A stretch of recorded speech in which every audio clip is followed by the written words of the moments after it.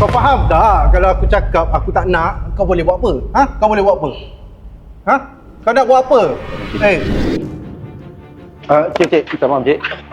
Sini tak boleh parking cik. Ini parking orang cik. Hai, tak boleh parking pula. Kau tak payah nak buat kerja ajak-ajak bagus sangat, boleh tak? Ha? Kau tak payah bajet lah. Kau tahu kan aku duduk mana? Aku duduk atas kan, unit 12. Cik, tapi saya jalankan tugas saya cik. Sebab sini cik parking orang. Kalau cik nak rasa nak parking, cik boleh parking ke depan tu.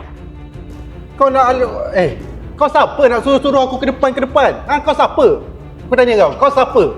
Ya cik, saya security kat sini cik. Saya yang jalankan tugas saya cik. Cik kena faham.